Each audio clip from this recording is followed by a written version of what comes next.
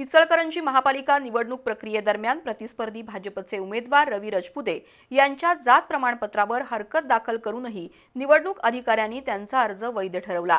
या विरोधात न्यायालयात धाव घेतली असून न्यायालयीन लढ्याच्या माध्यमातूनच न्याय मिळेल असा विश्वास अजित भोरे यांनी पत्रकारांशी बोलताना व्यक्त केला।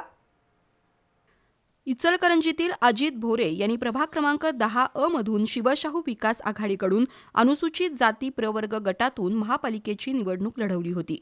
निवडणूक प्रक्रियेदरम्यान प्रतिस्पर्धी भाजपचे उमेदवार रवी रजपुते यांच्या जात प्रमाणपत्रावर आक्षेप घेत निवडणूक अधिकाऱ्यांकडे हरकत दाखल केली होती।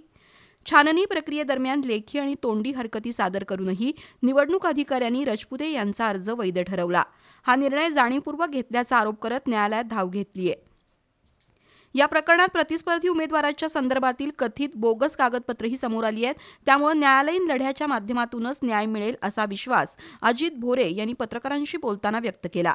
ही केवळ एका प्रभागाची लढाई नसून दलितांच्या हक्कांची लढाई आहे। त्यामुळे दलित महासंघाच्या वतीनं महाराष्ट्रभर तीव्र आंदोलन छेडण्याचा इशाराही त्यांनी दिला।